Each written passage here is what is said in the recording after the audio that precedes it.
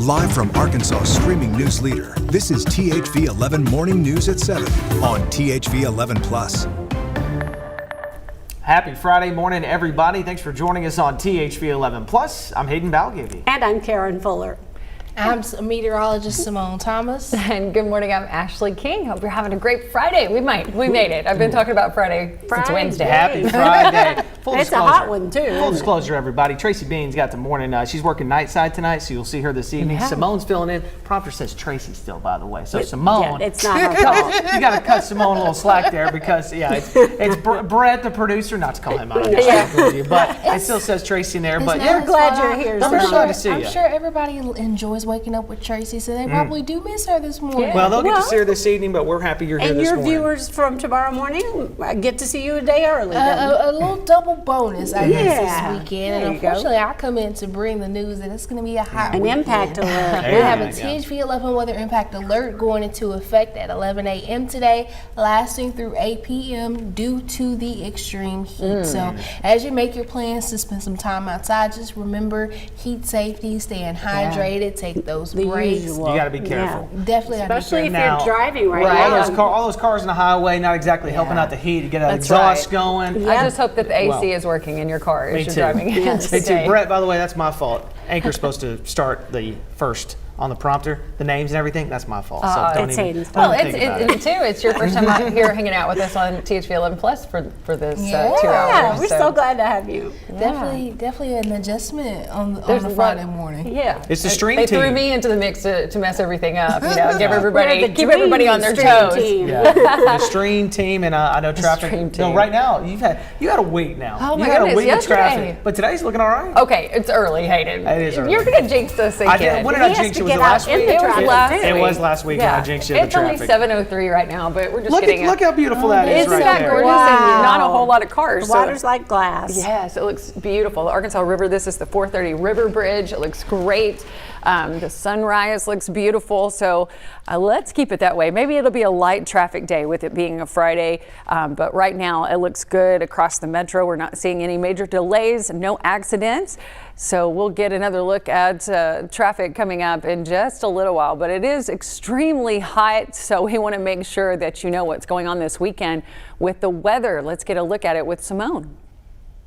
As we just mentioned a second ago, we have the THV 11 weather impact alert going into effect today due to that extreme heat from 11 a.m. to 8 p.m. matching up with the time of the extreme heat warning issued by the National Weather Service.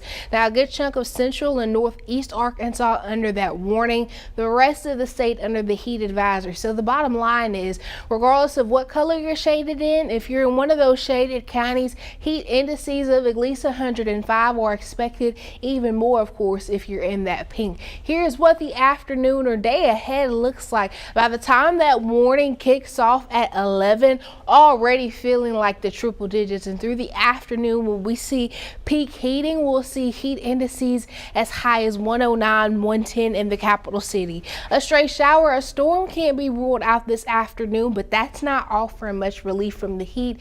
By the time those alerts expire at 8, still feeling like the triple digits, which just sets us up for a springboard for the weekend ahead. We'll talk more about that later on in the show. Breaking overnight, minutes after midnight, House lawmakers pushed through a controversial spending rollback. And a close 216 to 213 vote, the House passing President Trump's push to slash $9 billion in foreign aid and public broadcasting.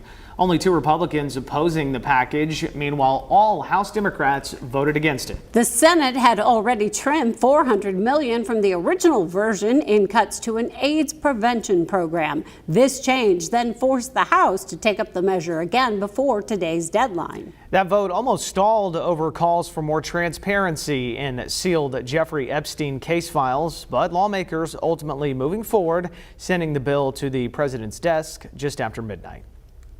Part of the bill, now headed to the president's desk, will cut more than $1 billion from public broadcasting, money that supports stations in Arkansas like KUAF in Fayetteville. Station leaders warn it may disrupt emergency alerts and key services and say it would take more than $260,000 to replace the lost funding. 75 emergency alerts just in the last fiscal year. So these are all services on which people depend, and what public radio provides for free to all with no paywall.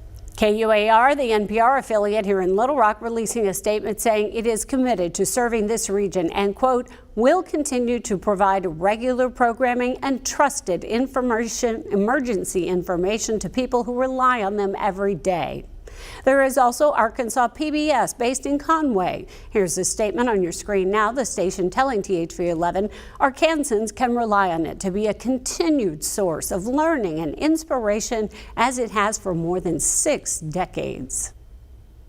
Hundreds of education department employees now facing layoffs once again. The Supreme Court clearing the Trump administration to move forward with cuts impacting thousands of workers.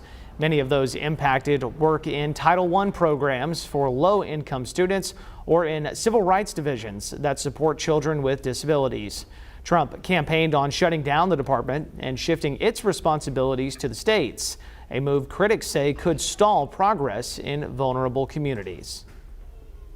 People who are coming from working class families who want a different way of life, who want to improve their life choices through education, this administration is making it harder. The workers had been on paid leave while the case moved through the courts, but now final terminations could begin within 2 weeks.